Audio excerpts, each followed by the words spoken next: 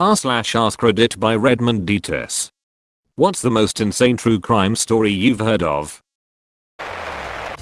Mary Vincent. She was 15 and was hitchhiking to get back home. She was picked up by Lawrence Singleton, who tied her up, raped her, cut both of her arms off at the forearms, and threw her down a ditch off the side of the highway. Mary used mud to slow the bleeding, climbed up the ditch, and traveled 3 miles before she was picked up and given emergency care. She then went on to design her own prosthetic arms and became an artist. Truly inspiring. The Ryan Waller story is wild. He was interrogated for allegedly killing his girlfriend while he had a bullet visibly lodged in his face. He kept telling the cops he was a victim and shot, but they didn't believe him. Instead of getting him medical help, they kept questioning him, and the delay left him with permanent brain damage. Prime example of police negligence. The Gone Girl kidnapping in Vallejo, California. There's a Netflix documentary called American Nightmare that I highly recommend. It's fucking insane. A rapist named Matthew Mueller kidnaps a young woman from her home. He drugs both her and her husband and gives the husband insane instructions as a supposed ransom. Keeps the young woman for days while raping her. Meanwhile, her husband is a chief suspect of the police, and to be fair, at first glance his real account sounds very made up.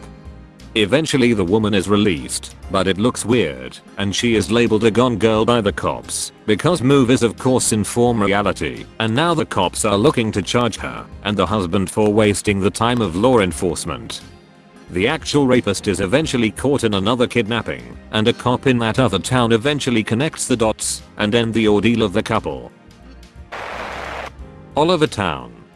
Around 50 years ago, a guy held up a bank in Kenora, Ontario. He handed the bank teller a note asking for all the money. A large amount of explosives was strapped around his chest and a detonator was clenched between his teeth.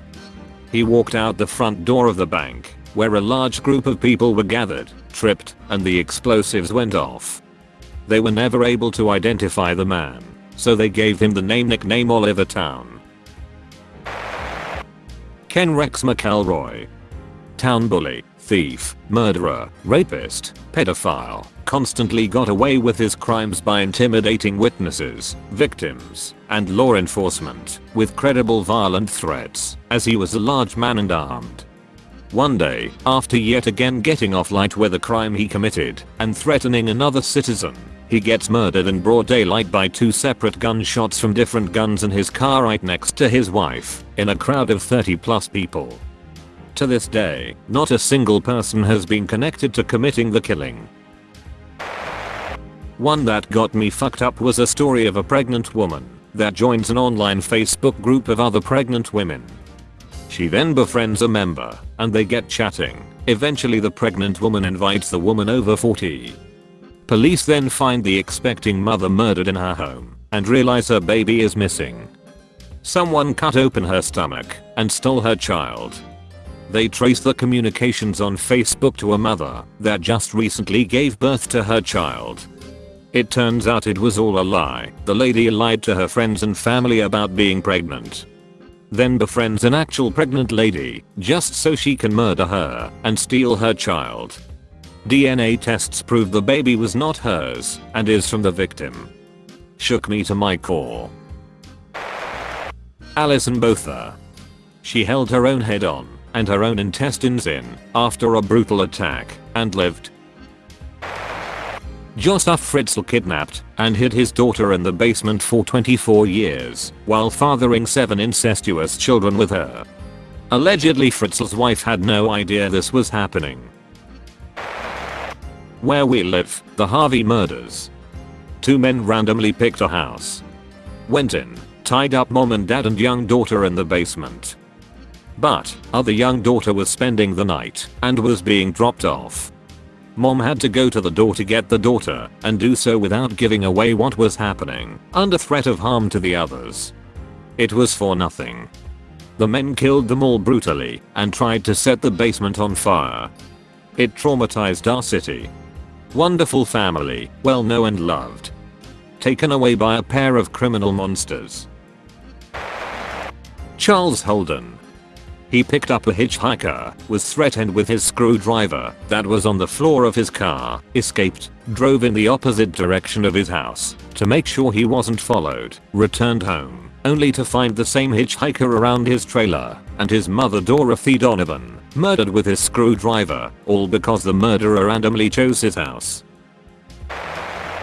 The Ken and Barbie, Homolka and Bernardo, murders in Canada in the 90s. Incest, rape, kidnapping, domestic abuse, and murder are bad enough, but it just gets worse and worse. That Kola Homolka walks free today is an absolute travesty. In Australia, the case of Daryl Suckling, a man who through freak circumstances nearly got away with kidnapping and raping 4 young women, and murdering one of them.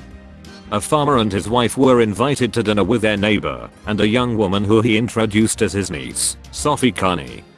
During the dinner, Carney managed to excuse herself, and informed the farmer that she had been kidnapped from Melbourne, driven out to the farm, and was being used as a sex slave by Suckling. The farmer physically restrained Suckling until the police were called. Sophie gave a statement to police, but died of a drug overdose before Suckling's trial commenced. Without the main witness against him, Suckling was acquitted. When searching Suckling's farm, police came across items belonging to a known missing prostitute, Jody Larkham. They also found photographs of an obviously distressed Jody being forced to pose in a sexual manner. This made Suckling the obvious suspect in kidnapping, raping, and murdering Jody. Because what had happened to Sophie was similar to what the police prosecution alleged happened to Jody, they intended to use Sophie's case as similar fact evidence against Suckling at trial. However, with Suckling being acquitted of the Sophie kidnap and rape, the similar fact evidence couldn't be used. This plus the lack of a body meant that the trial was a non-starter, and the charges were dropped. Suckling walked free again. A third woman, known as Annette, also alleged that Suckling had kidnapped and raped her in the same way as Sophie and Jody. However, the prosecution did not believe Annette was a strong witness, and the charges were dropped. Suckling walked free a third time. A fourth woman, Christine, claimed Suckling had also kidnapped her. However, she was double jointed and able to escape his restraints and run away.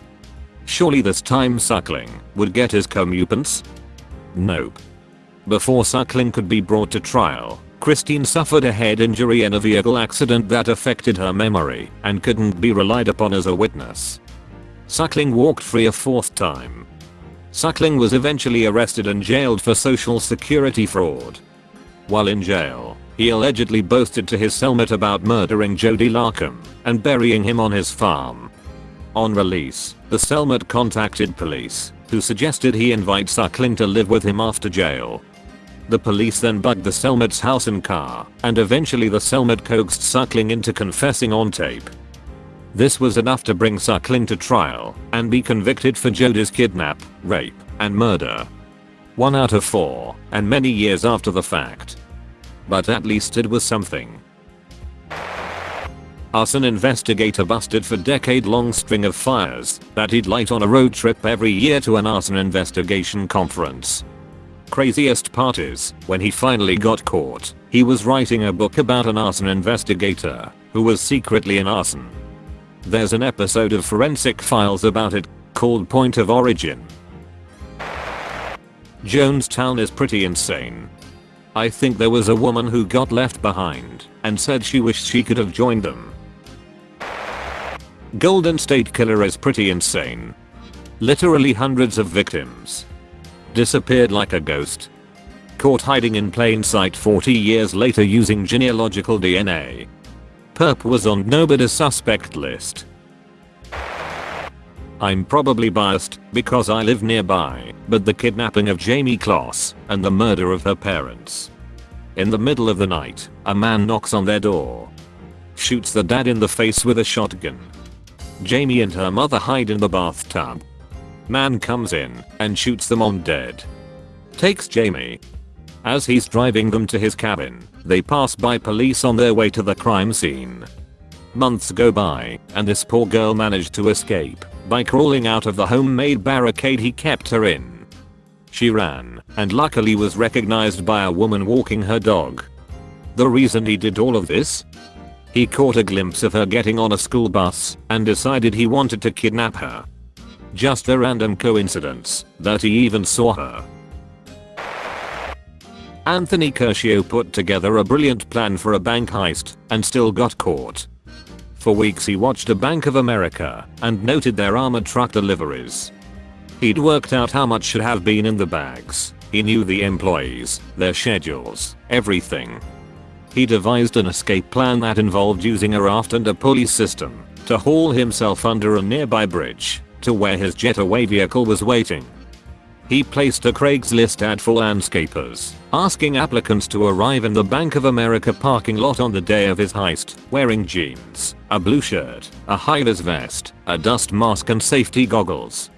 On the day, he stood with the laborers, dressed identically, until the Brinks truck arrived, then maced the guard, and took 2 bags containing $400,000.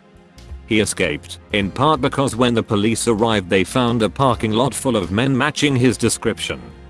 A few weeks later, the cops were questioning people in the neighborhood and found a homeless man who said that he'd seen Anthony retrieve a disguise from a trash can while he was casing the place. The homeless man thought it was suspicious and wrote down his license plate number. Anthony was sentenced to 6 years. Got out. He's now a public speaker and author focusing on crime prevention.